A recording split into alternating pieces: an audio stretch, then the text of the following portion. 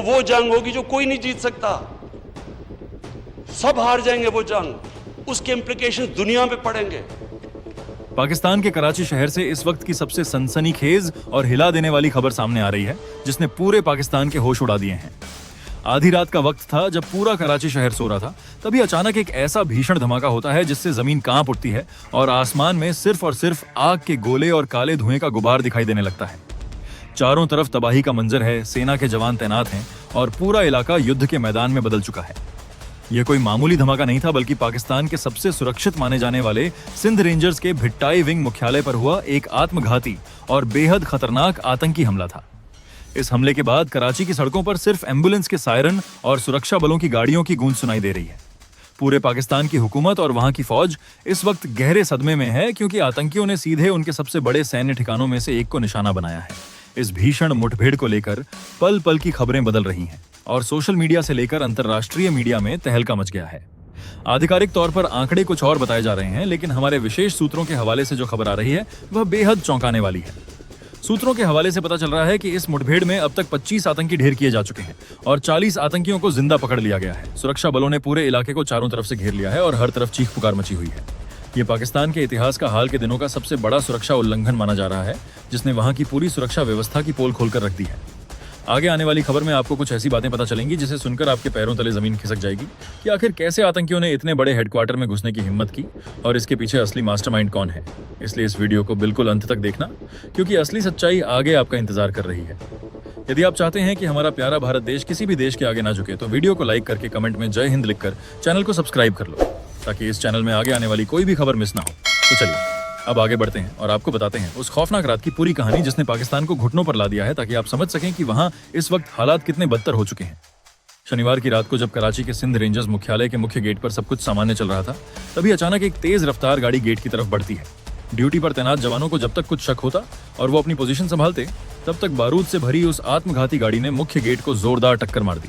टक्कर इतनी जोरदार थी कि पूरा गेट ताश के पत्तों की तरह बिखर गया और एक बहुत बड़ा ब्लास्ट हुआ। इस धमाके की गूंज कई किलोमीटर दूर तक सुनी गई और आसपास की इमारतों के शीशे चकनाचूर हो गए। धमाका होते ही चारों तरफ घना अंधेरा और धुआं फैल गया और इसी धुएं का फायदा उठाकर भारी मात्रा में आधुनिक हथियारों से लैस आतंकवादी हैंड ग्रेनेड फेंकते हुए और अंधाधुंध फायरिंग करते हुए मुख्यालय के अंदर दाखिल हो गए। आतंकियों का मकसद सिर्फ अंदर घुसना नहीं था, बल्कि वो पूरे मुख्यालय पर कब्जा करके वहां मौजूद बड़े सैन्य अधिकारियों को बंधक बनाना चाहते थे। जैसे ही आतंकी अंदर घुसे, वहां मौजूद रेंजर्स के जवानों ने तुरंत मोर्चा संभाला और दोनों तरफ से भीषण गोलीबारी शुरू हो गई। गोलियों की तड़तड़ाहट से पूरा कराची गूंज उठा और देखते ही देखते यह पूरा इलाका एक भीषण जंग के मैदान में तब्दील हो गया। लगभग 90 मिनट तक, यानी पूरे 1.5 घंटे तक दोनों ओर से बिना रुके फायरिंग होती रही, जिसमें ऐसा लग रहा था कि आज कराची में कुछ बड़ा होने वाला है। इस भीषण मुठभेड़ के दौरान पाकिस्तान के 4 जवान मौके पर ही शहीद हो गए, जबकि सुरक्षा बलों ने जवाबी कार्रवाई करते हुए शुरुआती दौर में कई आतंकियों को मार गिराया। लेकिन कहानी सिर्फ इतनी नहीं है। पाकिस्तानी मीडिया और वहां की सरकार इस हमले की भयावहता को छिपाने की पूरी कोशिश कर रही है, ताकि दुनिया के सामने उनकी थू-थू ना हो। लेकिन जमीनी हकीकत और सूत्रों के हवाले से मिलने वाली खबरें यह साफ बता रही हैं कि यह हमला कितना बड़ा और सोची समझी साजिश का हिस्सा था। सूत्रों का दावा है कि मरने वाले आतंकियों की संख्या कहीं ज्यादा है और बड़े पैमाने पर आतंकियों को जिंदा दबोचा गया है, जिनसे अब कड़ी पूछताछ की जा रही है। इस हमले की जिम्मेदारी प्रतिबंधित संगठन टीटीपी यानी तहरीक-ए-तालिबान, पाकिस्तान के सबसे खूंखार गुट जमात-उल-अहरार ने ली है। जमात-उल-अहरार ने एक बयान जारी करके कहा है कि यह तो सिर्फ शुरुआत है और आने वाले दिनों में वो पाकिस्तान के और भी कई सैन्य ठिकानों को इसी तरह से निशाना बनाएंगे। इस धमकी के बाद से पूरे पाकिस्तान में हाई अलर्ट घोषित कर दिया गया है और इस्लामाबाद से लेकर लाहौर तक सुरक्षा एजेंसियां डर के साए में जी रही हैं। पाकिस्तान के प्रधानमंत्री शहबाज शरीफ ने इस हमले के तुरंत बाद एक आपातकालीन बैठक बुलाई है, जिसमें सेना प्रमुख और खुफिया एजेंसी ISI के बड़े अधिकारी शामिल हुए हैं। बैठक में इस बात को लेकर भारी तनाव देखा गया कि आखिर इतनी कड़ी सुरक्षा वाले सिंध रेंजर्स के मुख्यालय की रेकी कैसे की गई और आतंकियों को अंदर का रास्ता किसने बताया।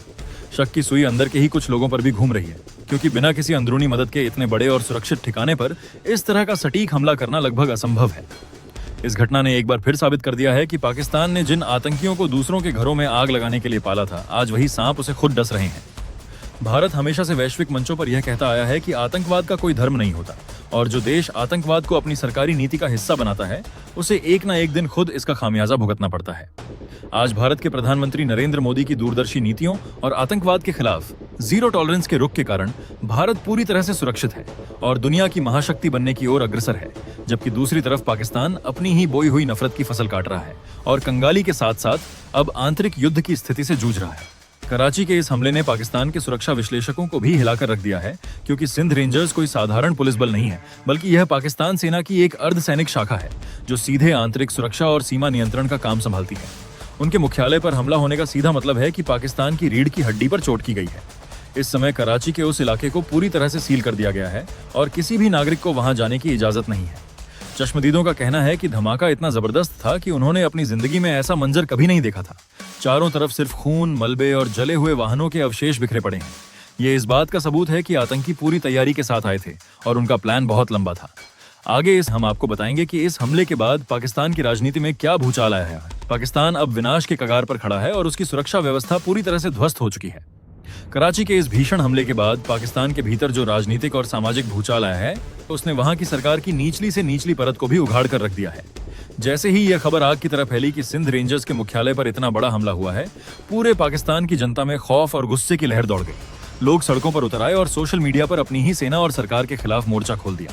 पाकिस्तानी आवाम का कहना है कि जो फौज देश के बजट का सबसे बड़ा हिस्सा डकार जाती है, जो जनरल्स अरबों रुपयों की गाड़ियों और महलों में रहते हैं, वो आज अपने ही सबसे सुरक्षित मुख्यालय की रक्षा करने में नाकाम साबित हुए हैं। इस समय पाकिस्तानी हुकूमत के चेहरे पर हवाइयां उड़ी हुई हैं और भारत के मजबूत नेतृत्व के सामने उनकी क्या हैसियत रह गई है। इस हमले के बाद सबसे बड़ा झटका पाकिस्तान की अर्थव्यवस्था को लगा है, क्योंकि कराची पाकिस्तान का आर्थिक दिल माना जाता है। कराची में स्टॉक एक्सचेंज से लेकर बड़े बड़े व्यापारिक केंद्र मौजूद हैं और इस हमले के तुरंत बाद पूरे कराची के बाजारों में सन्नाटा पसर गया। विदेशी निवेशकों ने जो थोड़ा बहुत भरोसा पाकिस्तान पर जताया था, वह इस एक धमाके के साथ ही हवा में उड़ गया। अंतर्राष्ट्रीय कंपनियों ने अपने कर्मचारियों को तुरंत सुरक्षित स्थानों पर जाने या देश छोड़ने की सलाह दे दी है। शाहबाज शरीफ सरकार इस वक्त चारों तरफ से घिर चुकी है, क्योंकि विपक्ष ने सीधे तौर पर प्रधानमंत्री और गृह मंत्री के इस्तीफे की मांग कर दी है। विपक्ष का आरोप है कि सरकार देश को सुरक्षा देने के बजाय सिर्फ अपनी कुर्सी बचाने और भ्रष्टाचार करने में व्यस्त है। इधर खुफिया एजेंसियों के गलियारों से जो अंदरूनी खबरें निकलकर सामने आ रही हैं, वह और भी ज्यादा डराने वाली हैं। हमारे सूत्रों के हवाले से पता चला है कि इस हमले में शामिल आतंकी अकेले नहीं थे, बल्कि उन्हें स्थानीय स्तर पर बहुत बड़ी लॉजिस्टिक सपोर्ट मिली हुई थी। जिस गाड़ी में बारूद भरकर गेट से टकराया गया था, वह गाड़ी कराची के ही एक रसूखदार इलाके से चोरी की गई थी और उसमें कई दिनों तक भारी मात्रा में RDX और अन्य खतरनाक विस्फोटक लोड किए जाते रहे। लेकिन पाकिस्तान की खुफिया एजेंसी ISI को इसकी भनक तक नहीं लगी। ये ISI की अब तक की सबसे बड़ी विफलता मानी जा रही है, जो हमेशा भारत के खिलाफ साजिशें रचने में व्यस्त रहती है, लेकिन अपने ही घर में पल रहे आतंकवाद को भांपने में नाकाम रहती है। सूत्रों का यह भी कहना है कि पकड़े गए 40 आतंकियों से जब मिलिट्री कस्टडी में पूछताछ शुरू की गई, तो उन्होंने कई ऐसे राज उगले हैं जिससे पाकिस्तान सेना के अंदर हड़कंप मच गया है। इन आतंकियों ने कबूल किया है कि उनके पास सिंध रेंजर्स मुख्यालय का पूरा नक्शा, जवानों की ड्यूटी का टाइम टेबल और हथियारों के गोदाम की सटीक लोकेशन पहले से मौजूद थी। इसका मतलब साफ है कि सेना या रेंजर्स के भीतर ही कोई ऐसा गद्दार बैठा हुआ था जो आतंकियों को अंदर की पल पल की जानकारी दे रहा था। इस खुलासे के बाद पाकिस्तान सेना ने अपने ही कई अधिकारियों को हिरासत में ले लिया है और उनसे गुप्त स्थानों पर पूछताछ की जा रही है। इस हमले का असर सिर्फ पाकिस्तान तक सीमित नहीं है, बल्कि पूरे दक्षिण एशिया और अंतर्राष्ट्रीय स्तर पर इसके गहरे मायने निकाले जा रहे हैं। दुनिया के बड़े देशों जैसे अमेरिका, ब्रिटेन और चीन ने इस हमले पर गहरी चिंता व्यक्त की है। चीन के लिए यह हमला सबसे बड़ा सिरदर्द बन चुका है, क्योंकि चीन पाकिस्तान आर्थिक गलियारा यानी CPEC का एक बहुत बड़ा हिस्सा कराची से होकर गुजरता है और कराची में हजारों चीनी इंजीनियर और नागरिक काम कर रहे हैं। इस हमले के तुरंत बाद चीनी दूतावास ने अपनी सरकार को एक गोपनीय रिपोर्ट भेजी है, जिसमें कहा गया है कि पाकिस्तान अब अपने ही सुरक्षा बलों को बचाने में सक्षम नहीं है, तो वह चीनी नागरिकों की सुरक्षा क्या करेगा। चीन ने पाकिस्तान सरकार को सख्त लहजे में चेतावनी दी है कि अगर उनके नागरिकों या परियोजनाओं पर आंच आई, तो वह अपनी सुरक्षा खुद संभालने के लिए मजबूर हो जाएगा। यह पाकिस्तान की संप्रभुता पर सबसे बड़ा तमाचा है कि कोई दूसरा देश उनके घर में आकर अपनी सेना तैनात करने की बात कर रहा है। दूसरी तरफ अंतर्राष्ट्रीय सुरक्षा विश्लेषकों का मानना है कि TTP और जमात उल अहरार के बढ़ते हौसले इस बात का संकेत हैं कि आने वाले समय में पाकिस्तान में गृहयुद्ध जैसी स्थिति पैदा हो सकती है। अफगानिस्तान सीमा से सटे इलाकों में पहले से ही पाकिस्तानी सेना का नियंत्रण खत्म होता जा रहा है और अब देश के सबसे बड़े शहर कराची में भी आतंकियों ने अपनी समानांतर सत्ता का एहसास करा दिया है। इस पूरे घटनाक्रम के बीच भारत की पैनी नजर इस स्थिति पर बनी हुई है। भारतीय सुरक्षा बलों और सीमा सुरक्षा बल यानी BSF को भारत पाकिस्तान सीमा पर अतिरिक्त सतर्कता बरतने के आदेश दिए गए हैं। भारत भलीभांति जानता है कि जब भी पाकिस्तान के भीतर ऐसी कोई बड़ी आंतरिक विफलता होती है या वहां की सेना घिरती है, तो वह जनता का ध्यान भटकाने के लिए भारत के खिलाफ कोई न कोई कायराना हरकत या सीमा पर सीज फायर का उल्लंघन करने की कोशिश करती है। लेकिन आज का भारत बदल चुका है। आज भारत के पास एक ऐसा मजबूत और निडर नेतृत्व है जो घर में घुसकर मारने की ताकत रखता है।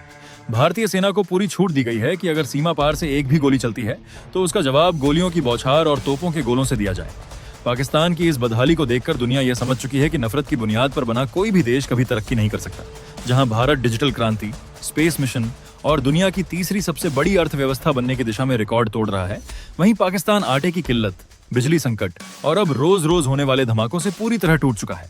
कराची मुख्यालय पर हुए इस हमले ने पाकिस्तान के अहंकार को पूरी तरह मिट्टी में मिला दिया है। अब पाकिस्तान का भविष्य क्या होने वाला है और क्या पाकिस्तान पूरी तरह से बिखरने की कगार पर पहुंच गया है?